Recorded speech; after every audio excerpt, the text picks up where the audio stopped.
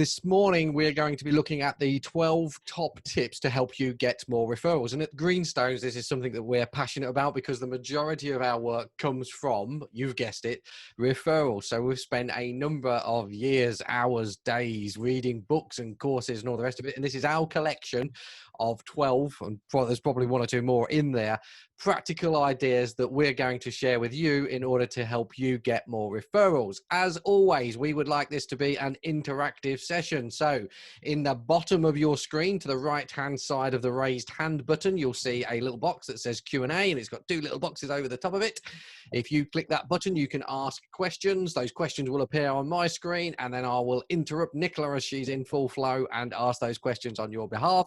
Or alternatively, if you've got any comments or observations that you would like to make, or any questions that you would like to put, if you pop them in the chat box, which is on the left-hand side of the raised hand button, then I'll monitor the chat box as well and ask those questions for you. And also, if we share any resources or any links or anything like that, I'll pop those in the chat boxes for you as well, so you can just click them and grab them and take them away. So at 11:31, without further ado, I'm going to shut up and allow Nicola to share her 12 top tips to get more business referrals for your practice. Perfect. So good morning, everyone. Hope everyone's well today. Hopefully you can all see my screen. So exactly as Simon just said, what we're going to do is talk through how to get referrals. So obviously in a time like now when people are keeping their business or wanting to grow their business, it's a really good thing, get new business through the door. And one of the ways to do that, we talked about a number of ways on previous webinars, but one of the ways is to lift the number of customers that come and work, come into your business that you're doing work for. So one of the main ways to do that, and one of the better ways that arguably to do that, which we'll come on to why in a second, is to get more referrals. So why referrals is the first point. So why would you go for referrals over all the other methods that we are seeing that get advertised to us about how to get customers into your business? Well, the first one is it's free. So there's very, very little spend. There's plenty of ideas that you can do absolutely free, but there are plenty of others you might want to put a few pounds here and there just to increase it. And we'll go through a ton of ideas that we can do today. But unlike, say, Google Ads, where people are paying thousands of pounds per month to get to the top of Google, referrals aren't costing anywhere near that amount of money. Even more so why they're good is because the leads are what we call warm. So someone has already had your service or someone already knows you and they're recommending you to somebody else. So if you recommend you to somebody else, they already know, well, I heard that you were, for example, we've had with the COVID support we've been doing, we've had people who've said, I've heard that you helped my friend in their business. So they already know a little bit about what you're about, which is different to someone who's just gone to Google or you've cold called and you have to obviously start from scratch. So that's another great reason. The final great reason why referrals are good, it means you're doing a good job for your existing customers. So if someone likes you enough to refer you, then what that means is that they have said, do you know what, they're doing such a good job for me, or the flooring they provided me was such a high quality, their service was exceptional, I'm going to shout about this to people. So that is another reason it is great. So that's why referrals. So now let's come on to the who. Who do you ask for referrals? So, oh, my slideshow is going a little bit crazy. 1 second. Hopefully you can see who do I ask now. Sorry about that. So who do I ask? Well, it's important to think about who you're actually asking. So what you want to do, you want to firstly identify your current top customers. So when you think through your customers, who have you gone above and beyond for? Who has sent you emails saying, thank you so much, we couldn't have done that without you. Thank you for this service, it's been exceptional. Thank you for the goods, I absolutely love them.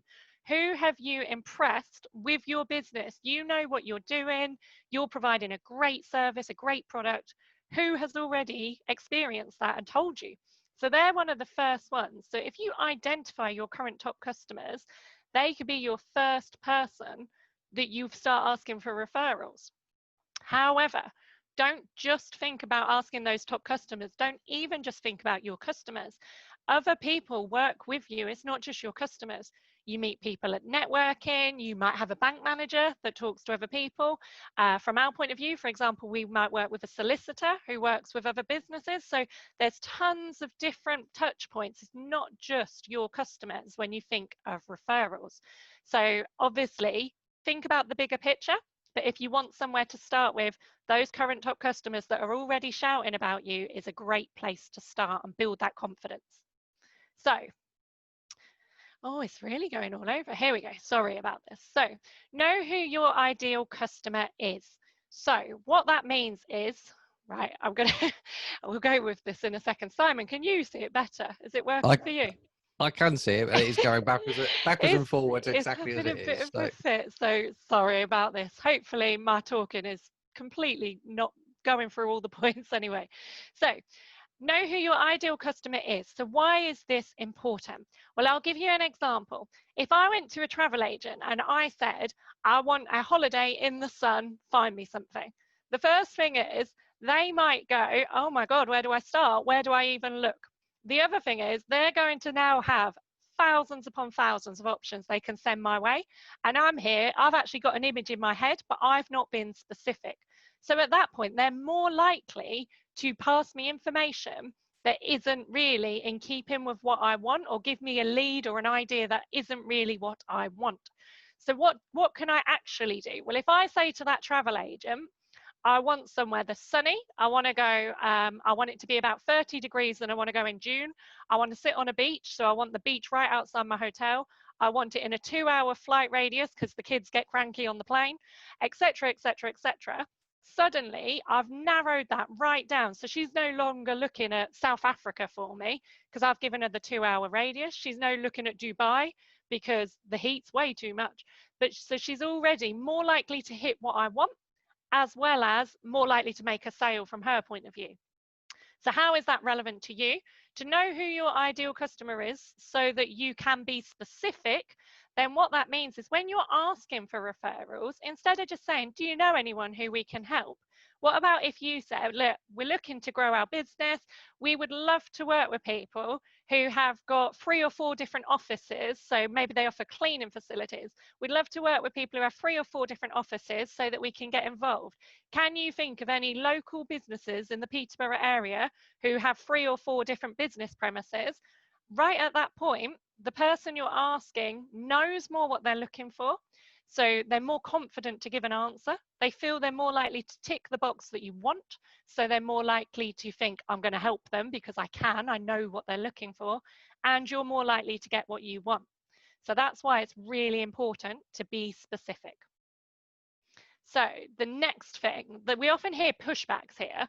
So I'm scared of asking. I don't want to ask. I feel uncomfortable.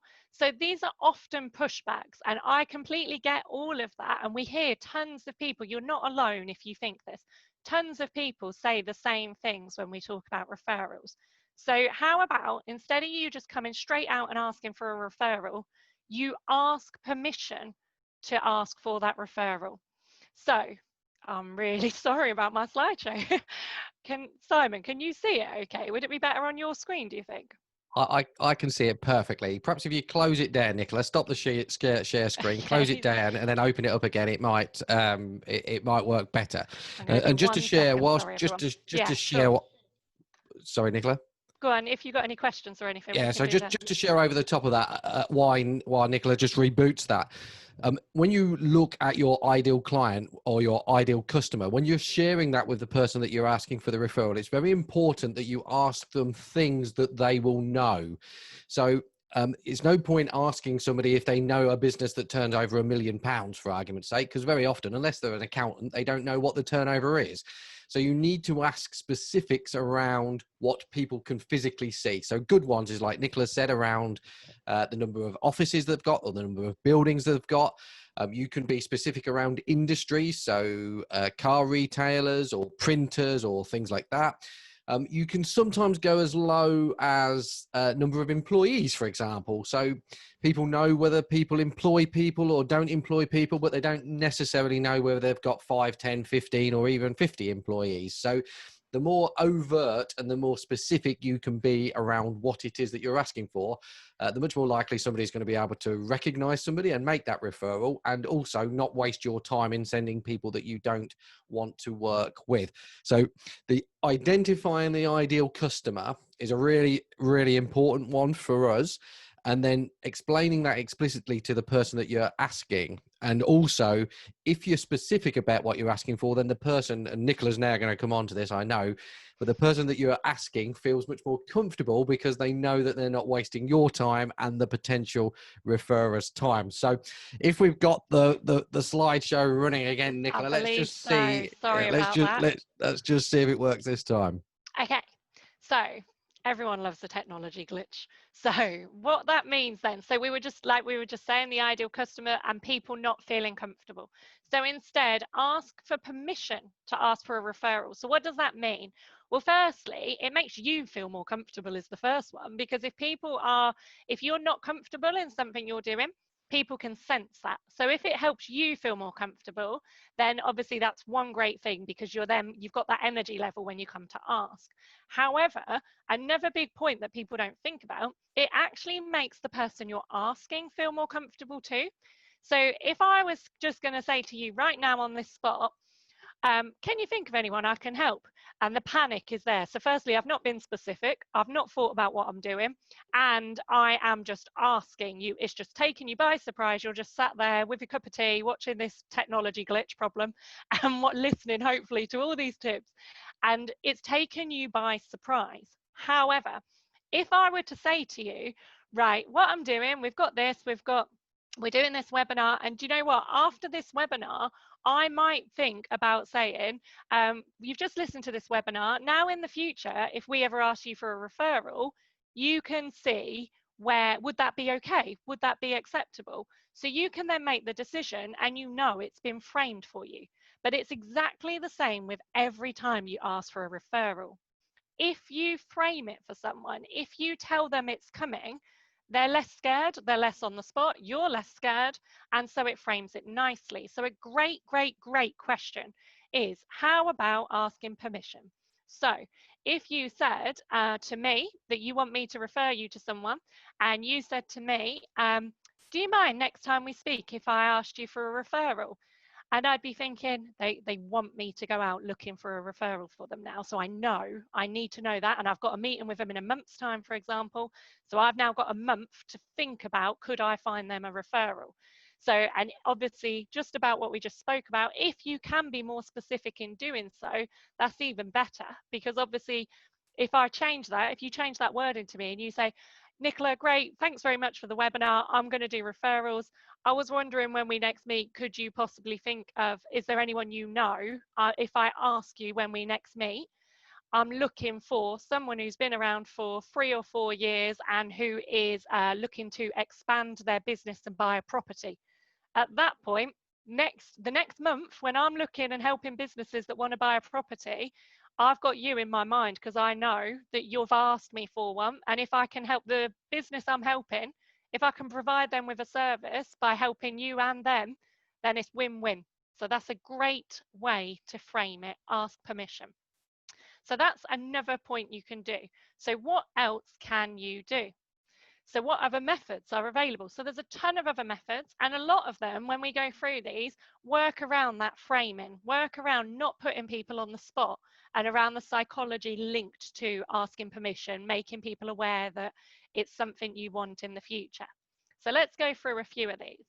So the first one that works so easy to do, is an email footer. So I'm not sure what you might all have on the bottom of your email footer at the moment. Do you know what's on the email footer? When did you last update it? So we've probably all got our name, our company, our phone number, some pretty logos, as you can see there, social media. But if you look above that, we also have a referral request. So this is going out to everybody who gets my emails. They're all seeing on the bottom about us looking for referrals. So it's already beginning to plant the idea that we're growing our business and we want to help people. So ours revolves around, would you like to receive a case of wine or food hamper? Well, We actually do prizes, we do raffles. So for everyone that gives us a referral in a month, they are put into a raffle, and we'll come on to this because obviously this is another idea you can use. But everyone's put into a raffle, and once a month we pull out the raffle and they receive either, as it says, a case of wine or a food hamper. So that's a good thing to get, especially right now. Everyone loves a food hamper. But it's the case that they're looking at, how can I receive one? And then when we go on, we say we want to spread the word. Nothing gives us greater pleasure than receiving a referral. So, and then there's a box saying click here to let us know if that we could help someone who you know. So it's on every single email. So even if you want a quick win from today's webinar, even if you added a referral to the bottom of your footer, a referral ask on your emails, then that's going out to every contact you email, whether they're a supplier, a customer, a networker, a bank, your accountant, a friend, anything, they're all going. So that's a really quick, nice, easy one. The next one that you can consider. Yeah, sure. Sorry, Nicola, just before you, because I know who's on the call, and there's just before you move on to the next one, the email footer is a really easy one to do. Can be done as soon as you come off this meeting today. But what I'll do is I'll put in the chat box 2 pieces of software that enable you to standardize the signatures across the whole of your team. So instead of you having to update everybody's email signatures in Outlook or whatever email management system that you use, just through 365 or Google, you can standardize the signature. So I'll just press return now. So you've got 2 in there. One is called exclaimer.com, which I have heard lots of good things about. They're all cheap as chips, but I've heard lots of good things about that, but we don't use that within GreenStones. The one that we use is code2.com. And again, I've put the link in the chat box so you can go away and have a look. Again, it's cheap as chips. I think it's $10 per year per person, but that enables you to update and change the signatures and the disclaimers as and when you want. So you don't have to go through and change every user every time you want to change it. So I'll put those in the chat box, Nicola. I thought it might help a few people. Perfect. Thank you very much. So what else can you do? Another tip, the basis of our relationship. So what does this document mean? Well, especially if you've got customers that you work with continuously, it's ongoing, it's monthly, it's quarterly, it's annually. You might have paperwork that you put in place at the start of that relationship. So if it's anything like us, we have anti-money laundering and all legal documents that have to go in place. However, you also should be thinking about what else you send them at the start of that relationship, because that is the beginning of your relationship. The beginning that looks at what they're getting and what you expect of each other. So as well as all the legal stuff, you have to pay careful consideration to what else you send and how else could you educate them, educational material, etc., etc. But a good one is the basis of our relationship. So for example, in ours, it's our promise. We promise that we will reply to every letter the day we get it, or we'll phone back on the day you leave us a voicemail, we'll phone back and we'll make sure we deal with your query and give you an answer. So we have different promises that we promise, but it's a relationship, so it's 2 sides to it. So the other side is, what do you expect from them? So obviously with what you do or what we do, everyone has their own requirements. So for example, we obviously require people to give us an honest answer to the questions we ask, so we know we're doing the right job, and that's normally fitting for most people. However, another one that we put in is about referrals. So we've got refer contacts to us where you believe they could benefit from our help. So this is something that we're stating right from the start of that relationship, that this is an expectation. Because from our point of view, if we hear of people who can help, when I go networking, I'm building up contacts, but more so as well, so I can help other people in my network. So if someone comes to me and they say to me, I'm having no end of problems with the team, do you know anyone who can help me? I wouldn't hesitate at knowing that I have HR contacts who I can pass them to, and I can best serve that business by finding them someone who can help them. So likewise, referring contacts to us where you believe they could benefit from our help.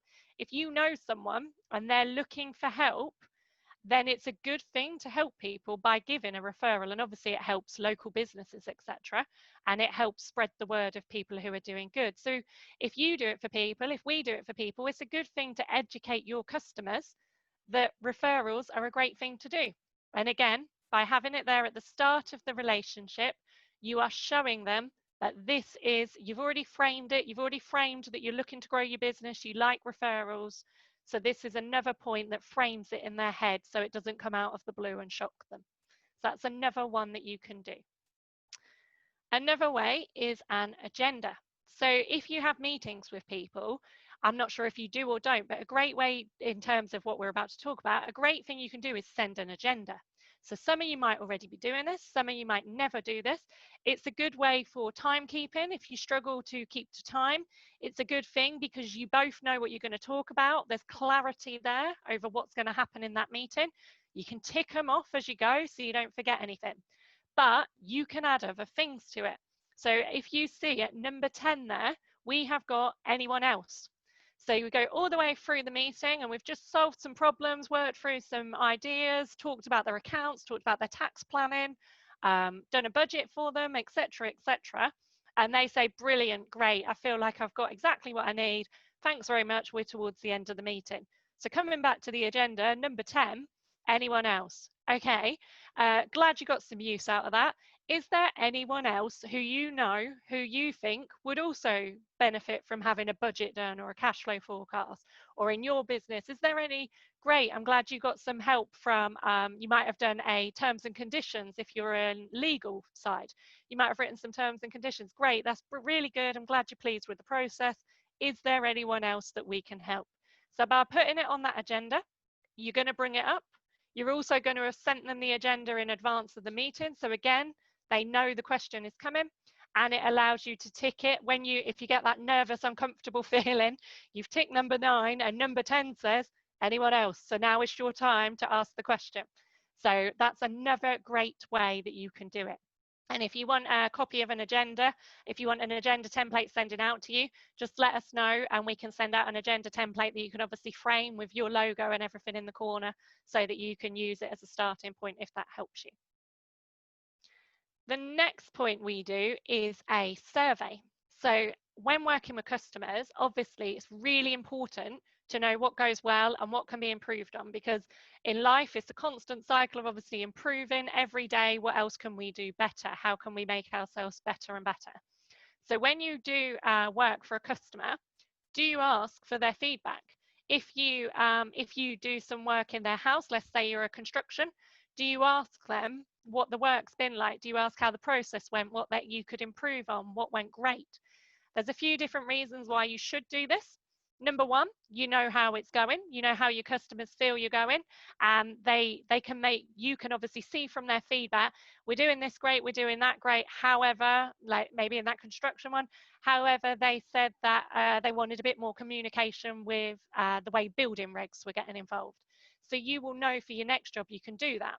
Likewise, it gives you the chance to do a testimonial and shout from the rooftops. They've already given you some positive comments and you say, do you mind if we use these, and you can shout from the rooftops. But another great thing about the survey is it's another opportunity to ask for a referral. So they've just told you that hopefully you've done a great job, they love you, they'd recommend you. So then question 13 in our one, okay, thanks very much for your feedback so far. If GreenStones has helped to inspire, challenge and support you, please recommend 1 to 3 businesses that you think would welcome contact.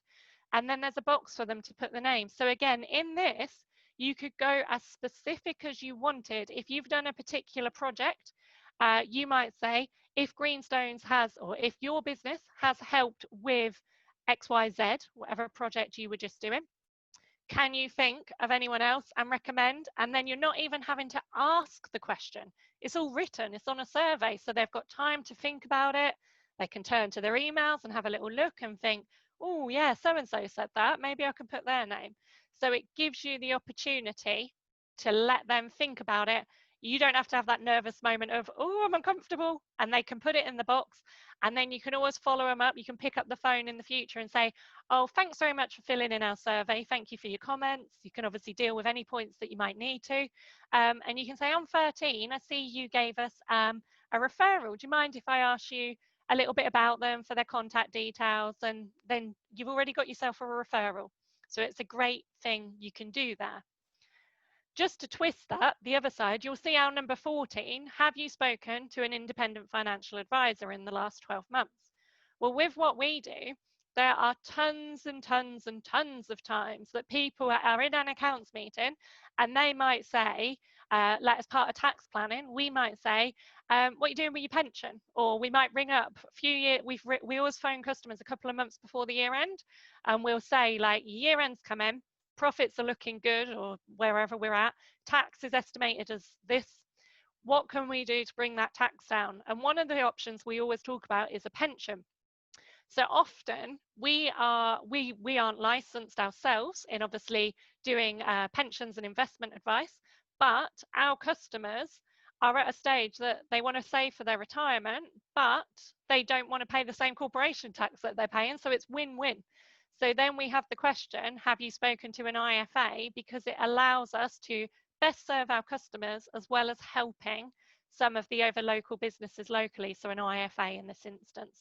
But there's tons of people. If you think of conversations you have with your customer, what do they ask you about that you could help refer them elsewhere? And you might think, well, why am I referring to others? But the next tip will explain why. So if you, especially sort of, if you think about Christmas, if you receive a gift from someone and you've not given them a gift, we all know that horrible feeling where it's like, oh no, I didn't buy them anything, and that like, oh, what do I do? But it's the same principles on referrals. So in that example I just gave with an IFA, if I've given an independent financial advisor 10 referrals in a year and I've had 0 back from them, a little bit like that gift, I've kind of got an easy in to ask for a referral now. So how can you check that? Well, a good idea is a scorecard. You can score people on how many referrals you give and receive. So this is an example one we've done here. And what you can see in it is that GreenStones have given, in this example, 9 referrals to a certain solicitor. Obviously, I've made it anonymous, but we've only had 1 back.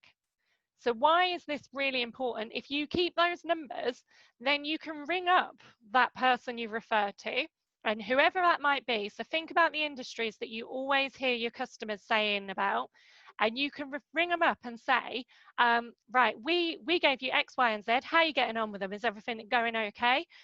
Is there anything else you need from me? Whilst we're on the call, our note from our records over the last year, we've actually fed you 9 leads, but we've only received 1 back.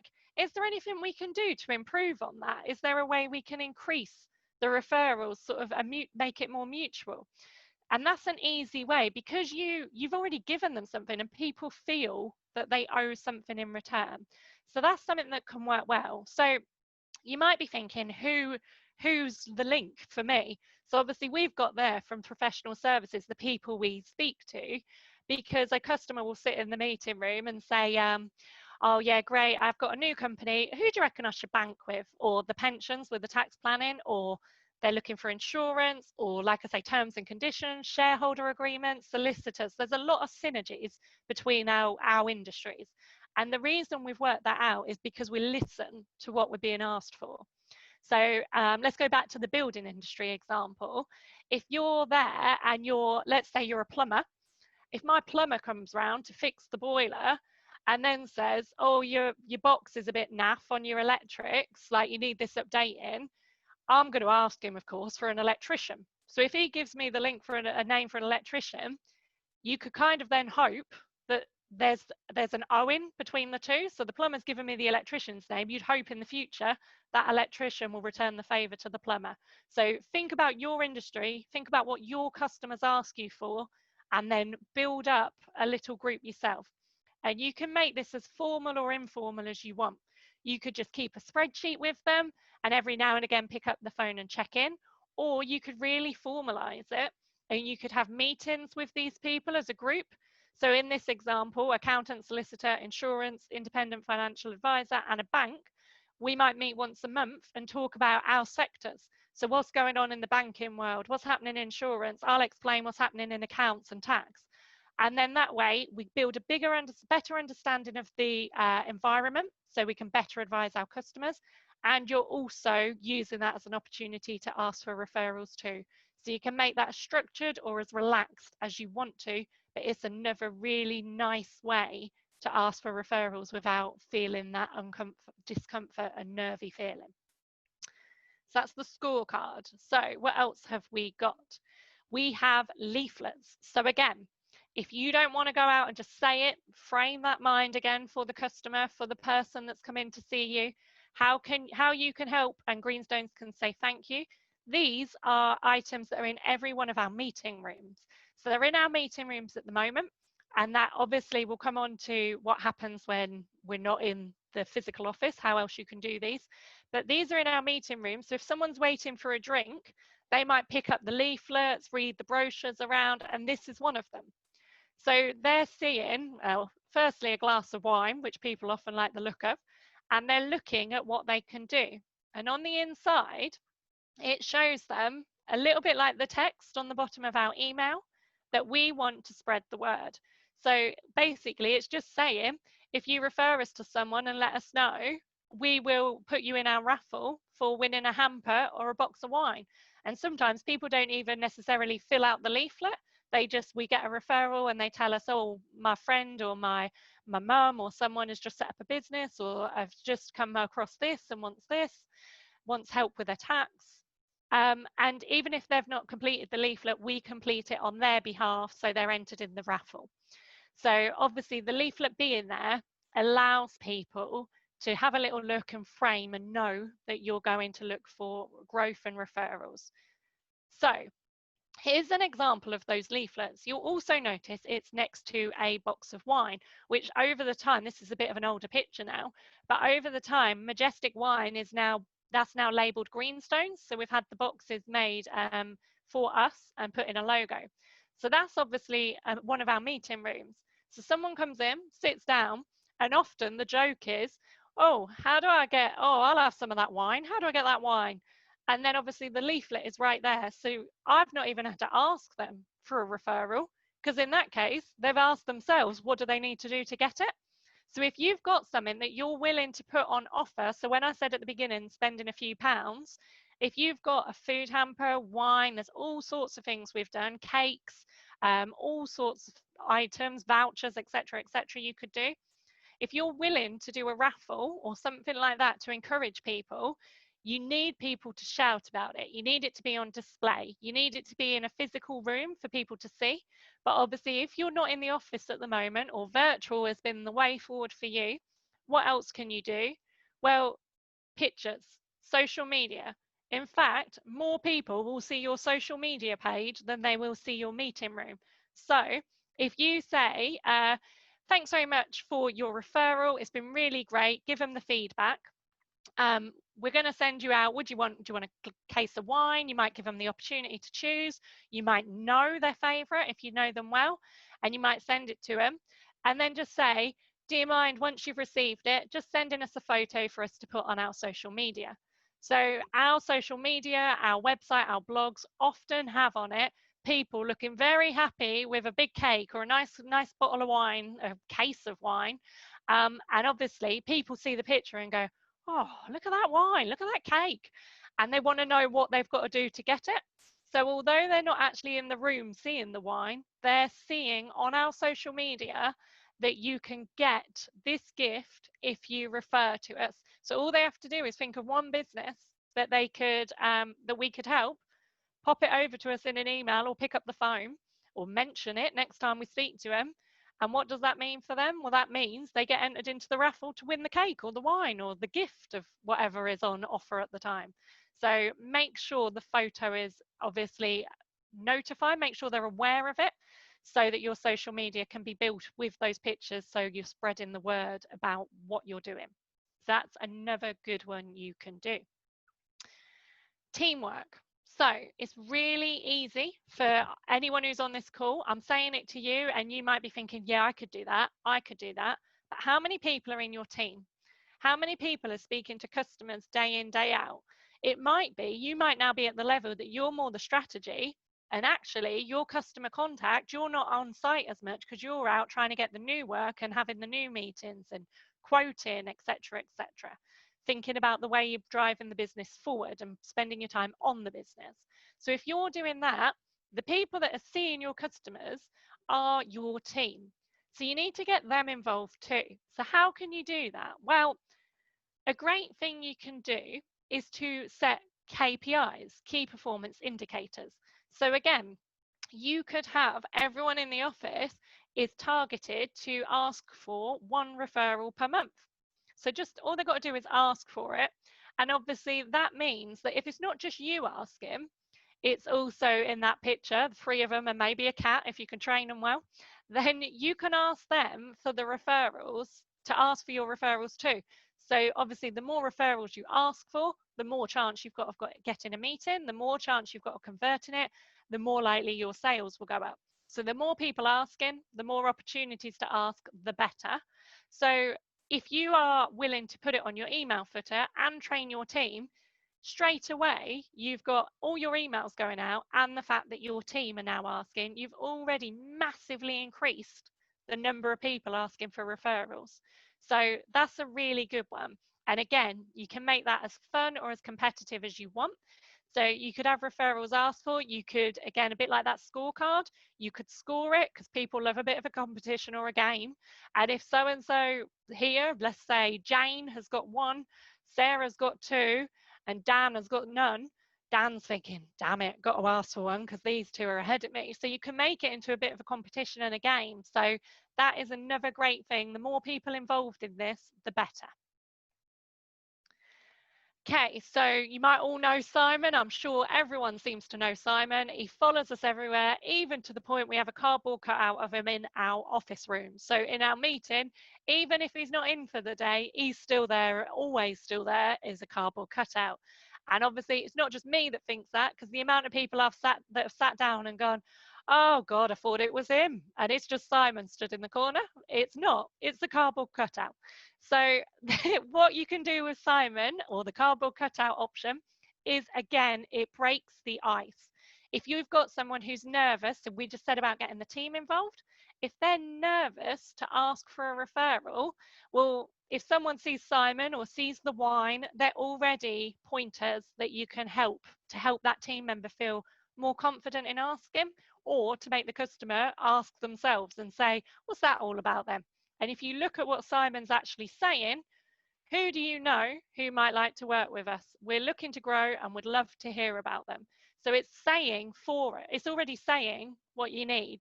So if you can't do this because you're not in the office, we all have backgrounds behind us. Mine's often the dog running around on the bed. But what's to stop you having some sort of random thing in the background? So either a prize or a cardboard cutout. I'd advise it to be of yourself as opposed to Simon, but you know what I mean. You could have a cardboard cutout, and the more tongue-in-cheek they are, the more fun, the more dramatically different that what you've got going on compared to your competitors, the more you will stand out and the more people are likely to help you, because it sticks in their mind. People, even when I have new customers who have never seen Simon before, they'll come in, and when I talk about us and who GreenStones are, I'll say, there's our managing director, and I'll point to the cardboard cutout. And even though the cardboard cutout is Simon, you can also see what he's saying, and people remember the cardboard cutout. So it's something that it helps you to stand out, which helps, obviously, again, the more different you are, the more attractive you are, the more that you can ask for referrals and know that you stand out. So it's another really good one. Another one that we do, and this one's got a little bit more work involved in it, but again, not really that much expense involved in doing so, is we have what we call our top 10 most wanted. So these are all themed. This is obviously done on James Bond, but at the moment, we have like the Now That's What I Call Music compilation. And what it does, so we've worked through who our ideal customer is. So we worked through and we were like, right, we want it to have 3, 4, 5 employees plus, so that obviously we can help with the team. We want the turnover to be roughly this. We want them to have existed for this long. We want them to be in this radar of Peterborough. So we decided who our ideal customer was so that we knew. So that's step number 1, and that's always important no matter what you do for anything marketing. Step number 2 was looking around the area at some of the local businesses that maybe fit that profile. So in this example, we picked 10 businesses that from what we heard of them, and we didn't know everything, not at all, wouldn't even know their turnover, but from what we knew, they were in the right area. They'd existed as a business for the right amount of time for us to help them to grow up to the next level. They had employees, etc., etc. So these were people that were of interest. So we chose 10 and we put them there. And again, this is in our meeting rooms. And what this is, again, people will look at it, and let's just say the one group that's on here. The one group, for example, people might sit down in the meeting and say, oh yeah, I know so-and-so from the one group. What do you want them? Our mission, should you choose to accept it, what do you want to know about them? And it starts the conversation. Now, often people might not know at all anyone from any of those 10. They might think, no, I don't know any of them, but they might say, what's this all about? Because it's not obvious from it. It's something that catches the eye, again, dramatically different, but it's not obvious as to why. So again, it's a conversation starter. And if someone comes into the meeting room and says, what's all this about then? And I can say, oh, well, we've heard, like, just as I've explained to you, we're looking to grow. These are some of the businesses in the local area we believe we could add value to, and we'd quite like to just have a chat with them. And then we'll talk through a few of them.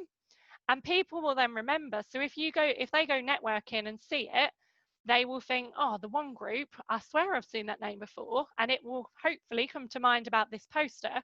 But more so than anything, again, it shows who we're looking for. It allows us to educate people on the specifics of who we're looking for as a referral. And again, more than anything, it just creates the topic that we're looking to grow, and we're looking for referrals. So they're all simple little things that are around the offices, or on our social media, or on our blogs, or like I say, could be behind you virtually, or on your footer or your email.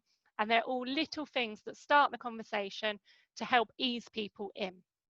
So we can't really have a referrals webinar without talking about social media, but just be careful with this.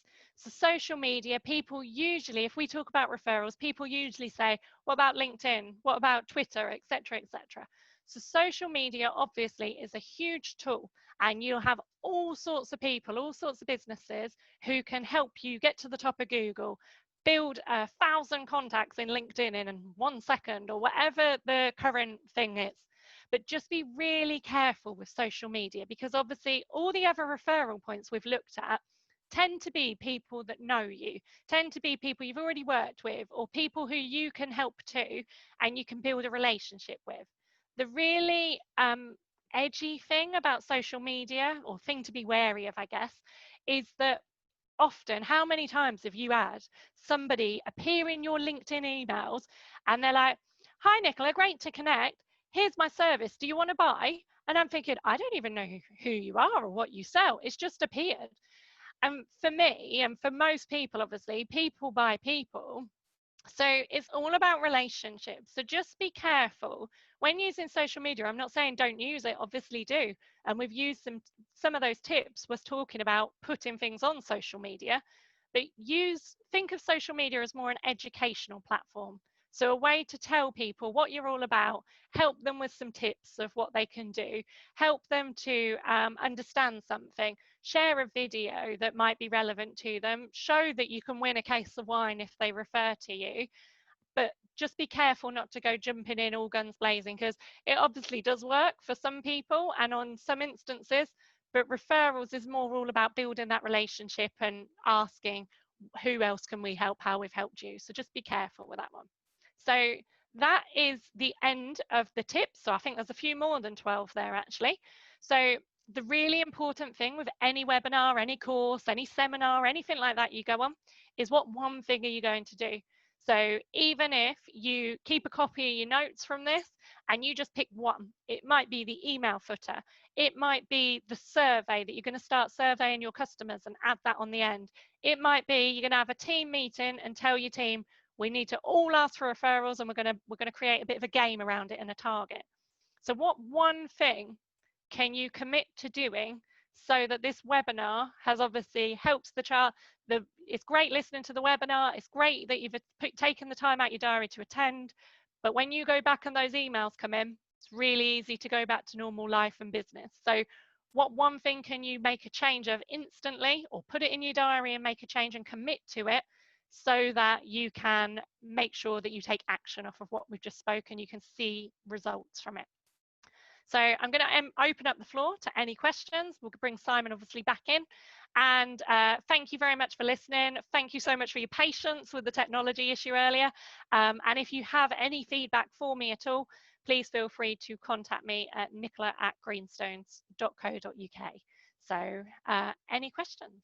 And I've just popped that email address in the chat box, Nicola, so anybody can cut and paste it. And obviously it goes without saying that if you think anybody else would be interested in listening to this webinar or watching the recording or watching the video, then please feel free to send those over to Nicola as well. We'd be delighted to speak to them. So we have some questions. If anybody's on the call that's got some specific questions that have come up during the course of that presentation, as I said at the beginning, whack them in the Q&A box. And I have now got some other questions that were shared before we started today that we just wanted to cover off. So Karen has asked, Nicola, what's the best way to get referrals without being annoying to clients? Okay, so the best way to do that is a little bit like we just talked through there, to frame it. So make sure people are aware, make sure they know it's coming, but more importantly, if you're nervous that you are coming across as annoying, that's an interesting way of thinking about it, because you might think, well, actually, are you providing better service for someone? If I refer to someone, it's because I know they need that help. So it's an interesting thought process anyway, but I completely understand. Like I say, I hear plenty of people say it. So try asking permission to ask for a referral if you're worried you're coming across as annoying. Yeah, that's the really easiest, gentlest way of asking for a referral, is just ask if you can ask rather than ask. But from my experience, all of the ideas that we've shared this afternoon, I don't think I've ever had a client get annoyed, or a supplier or anybody ever get annoyed if I've asked the question. Because the reality of the world is that most people, especially if you've done a good job, most people want to help people and they would like to share. So it's a nice reciprocal conversation rather than something that people get friction of. If there's friction there's often something that's bigger, more fundamentally wrong in the relationship that you need to uncover and deal with before you move on to that next level. So then Vivian has asked how to achieve consistency rather than fluctuation in referral rates. Have you got any ideas around that, Nicola? Yeah, that's a great question. So when you do it, obviously the most important thing is asking for referrals consistently. So we often say, and you might have some months where some convert more so than others, but asking for referrals and having the systems in place helps with consistency. So if it's on every email footer, straight away you're already asking every day, every time you send an email. But more so, if you actually have a system, if you have all your team involved and it's month in, month out, then that allows you to actually ask the question, which obviously heightens, that helps with the consistency and streamlining. So often people will think, no, we're doing all right at the moment, we don't need to ask for any. And then maybe they'll lose a customer and they'll be like, right, we need to get referrals. And then there's a like peak and you're thinking, oh no, we've got to deal with all these new ones in one hit. So if you do it throughout the year and when business is going well as well, you're more likely to keep that line nice and steady instead of all over the show. So to get consistent referrals, we need to ask consistently. And the best way to do that is to systemize it. And if those systems work, such as the cardboard cutout, if anybody wants to buy a cardboard cutout of me, obviously they are available for a small investment. But the cardboard cutout is a system that basically sits there and asks repeatedly and consistently. So ask consistently and design systems to do it. James has asked how to increase referrals when the opportunity for face-to-face meetings has been reduced. Well, I know you touched on that a little bit, Nicola. Perhaps just expand on that for us. Yeah, of course. So yeah, quite a few of our ideas obviously were in mind for when we were in the office, and that was how it has been built. But some of those we can still do obviously virtually, and others it's about being creative and thinking about it. So the cardboard cutout, like I say, wouldn't necessarily be in the room, but there's a whole amount of space here that doesn't just need my dog to go wandering around. It could be anything in the background. Same as behind Simon, some people will put obviously a virtual background. So you might have like win or something if you want to go down the prize route. You could also obviously send attachments with stuff, or with the footer, you could make that as creative as possible. The surveys, the taking the pictures and putting it on social media. When you do a survey asking for a testimonial, and then using that to ask, customer X said this about us. Do you know anyone who could benefit like this? So there's tons of other things you can do. And obviously social media is a great way to educate people about what you do in that too. Yeah, there's literally there's hundreds of ways when you think about it. I know one of the things that we added when we was doing physical events was that when somebody registered for the event, the email came out with the confirmation that there was coming, and in that email it said, "Do you know anybody else that would like to come with you?" So there was a constant and never-ending stream of opportunities, albeit they are slightly restricted, obviously, because of the virtual nature of life at the moment. But having the stuff in the background, I know some authors, and if you look on certain, Simon Sinek is very good at it. He'll have pictures of his books in the background. There was a weightlifter chap that I was watching the other day, and he'd got pictures of his products in the background. It's very simple, subtle marketing in that respect. So that's some ideas for you, James. Joe has asked, what do you do when somebody asks for money for a referral? So that's an interesting one. Some people might put an introductory agreement in place. What you could do instead is you could look at the fact about the actual scorecard that we have. Instead of money, what else could you give them instead? Could you give them a referral back? Is there a synergy between the two of you if they can refer to you? So that's something that you could look at doing, so that you can make sure, when, like I say, with repayment, money you need to be careful with, because obviously you're taking away from the profit margin. There's also sort of an ethical side of this, which Simon is normally quite informative on this part. If you do, you want to go through that bit? Yeah, well, I'm quite passionate about not paying people to send work to me because I believe they should send them because we've done a good job.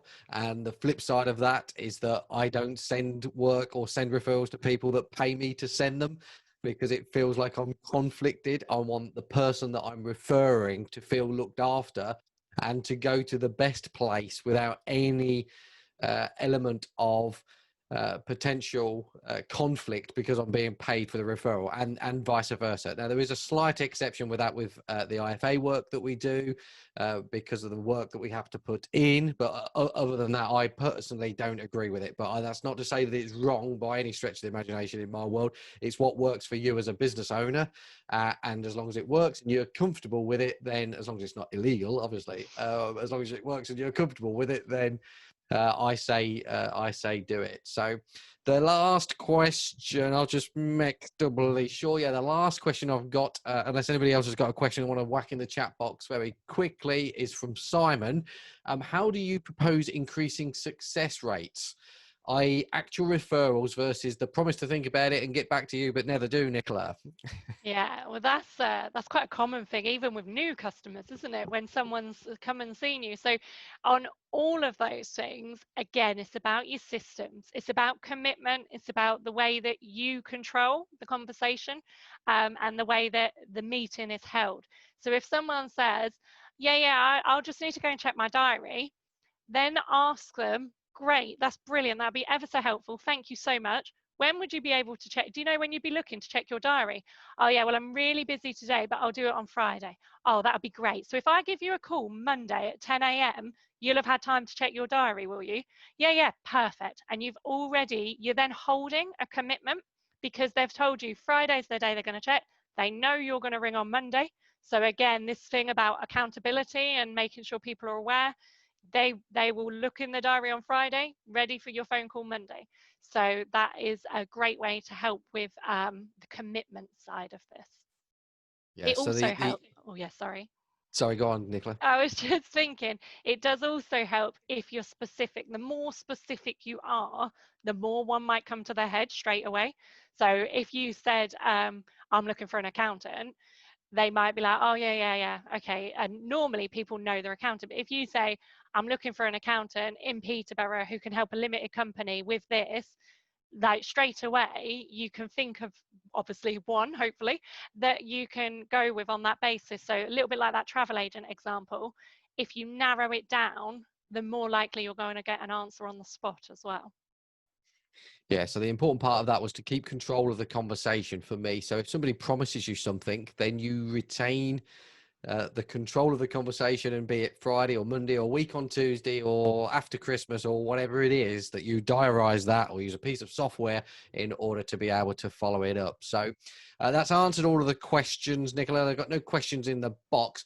If there was one thing for you, and we might disagree on this, but if there's one thing for you out of all of those different ideas that somebody watching should implement, which one would it be? My actual personal favourite is the survey. I know there's a little bit more work involved than just an email footer or something like that. And obviously all of them are workable suggestions. If not, we wouldn't have said them. But the survey for me, because not only are you asking someone so you know your current feedback, but if you psychologically, if I go through and tell someone how great I think their service has been, the next natural question is, who else could benefit from this? And I've just praised you. So in my head, it's an easy win for me to think, yeah, do you know what? They did a really good job. I'd like to help them. So for me, the survey is my favorite. Excellent. Well, I'm a little bit disappointed that you didn't say the life-size cardboard cutout of me, but I will That's take obviously that. a personal Yeah, favorite, I'll but take that. I'll take that on the chin. So I love the survey too. My other favorite is the most wanted sheet. So getting clarity. Ultimately, for that, you have to get clarity over who it is that you want to work with, and then again, very cheaply and a little bit of work. But it's a really easy conversation to have with people, and even if they don't know anybody on the sheet, it still gives them the opportunity to go away and think about it and come up with names as they go forward. So that's brilliant, Nicola. Thank you very much. I know there's thousands of ideas in there. There's definitely more than 12. It's been a fantastic conversation, and I hope the people watching have got some ideas of things that they're going to implement, even if it's just one of the tiny things like the email signature. Is there anything else you'd like to share, Nicola, before we go? no, that's absolutely fine. If anyone wants any support with implementing any of them, if they want help with the agenda or they want to know sort of other questions, you could put in a survey. Obviously, feel free, drop me an email, pick up the phone, and we can have a chat about that. So just let me know. Brilliant. And that email address again is in the chat box, and it's nicola@greenstones.co.uk. That's brilliant, Nicola. Thank you very much. We'll see you Thank you again very soon. much. Bye. Bye bye. Bye bye.